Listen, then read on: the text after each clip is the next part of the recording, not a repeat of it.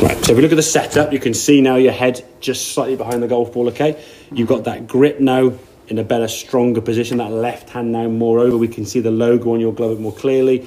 So your left hand is turned with that sort of V, that thumb and forefinger we said triggered on top of the club. So if your left back three fingers will come off, you still control that club underneath the palm there, under this pad rather than up in the lifeline, yeah? So there's a stronger grip, you're able to control the club face a lot better.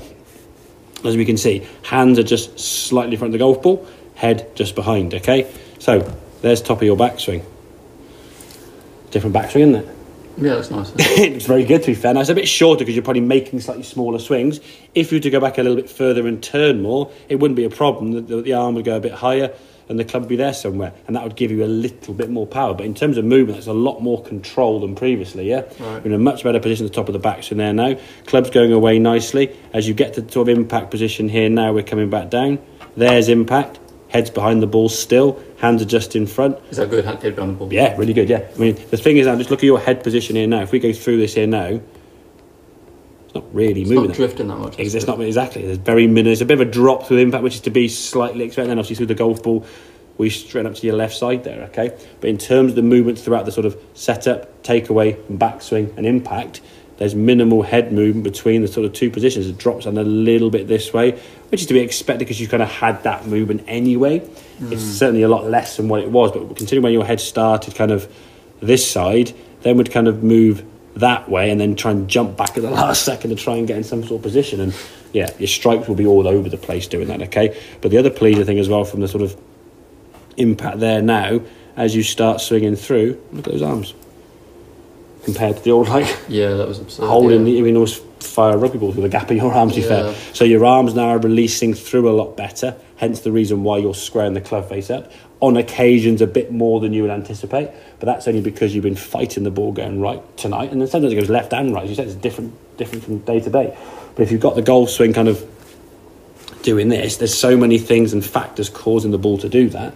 Right. When you get it right, you might click it together as a good game of golf, or you might play 4 or 5 holes really nicely. But then you play 4 or 5 holes, like, what have I just done? I tend to I hit a good shot and then bad shot, exactly, yeah. So if you happen to get one good shot and the other 3 or 4 in the hole aren't too bad, you might score bogeys and doubles and whatever. But if the one bad shot is like a big hook this way or a big slice to the right, it's just a big old comedy of errors sort of thing. And trying to score that way is going to be very, very difficult, okay? So yeah, so generally speaking in terms of the setup, get yourself slightly tilted there, so the shoulders now is in a slight tilt, only because the hands are in that same kind of orientation. Your left hand's higher than your right hand, yeah? Okay, so your right shoulder will therefore be slightly lower than your left, just to kind of make sure both arms are naturally and equally extended. They're not locking straight, we're not tensing them up or bringing them to the body. They start off here, they just tip this way, okay? So you got a slight spine angled lean there, as we said. As you then sort of swing back, you can rotate onto that right side. There's a little bit of movement onto that right side. Your head's moved maybe a fractionally this way, but it's maintained now for me. Your spine angle now is a bit more that way, whereas before it was kind of leaning over there. Yeah, you were leaning on that left side. And all we've done now is, if that was kind of the yellow line there, whereas your spine before was kind of the blue line, so your club therefore was there. That's the reason why you overswung it. Wasn't because you swung the club too far, you just tipped your body and did that. If I did a camera and tilt your body this way, it moves the club down in that direction. It's just the spine angle you were creating was just causing an overswing, which in some ways lost you a bit of control of the golf club, obviously, because it's travelling a lot further than it needs to do, okay? And your spine was in the right position to hit the golf ball. As you come back to the ball now, your head can stay sort of on that green line for the most part. Club can work back down from a better angle, okay? Nice rotation, good strike of the ball. You can release your arms and elbows through and just finish up on your left shoulder there nicely. Try and keep that right one, you're around here. Try and keep that straighter. The right arm straight on. Yeah, it's just straight there is long enough. It comes to a point where it's going to have to fold. I mean, you can't keep it dead straight forever. I mean, I would say your lead arm there on the way back would mirror your right arm on the way through, which pretty much does. I mean, it's probably a bit lower there, but that's kind of your right arm there on the way back.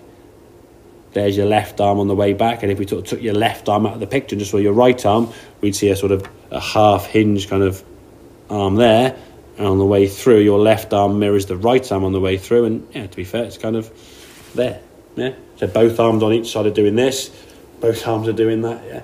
So they're sort of bend and straighter.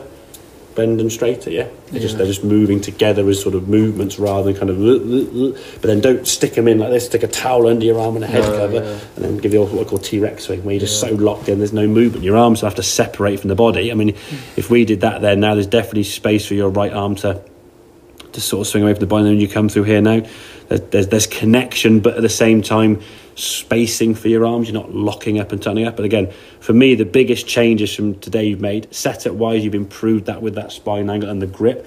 They're static, so we'd anticipate them being quite quick changes in fairness, okay, but you've done that, okay. The backswing now, we haven't said to you swing the club short, have we? But your backswing now is shortened quite dramatically. This for me though is the biggest and most important, because that there is more instinct to it, to get those arms more levelled off here than where they were. I mean, before your left arm was kind of up there and the right hand was down there, like a big old kind of like a big sort of circle you could sort of fire a golf ball through, okay, and then through to a nice sort of balanced follow through up on the left hand side. So make sense? Yeah, that's good stuff. Very excellent. Good, mate. Well done.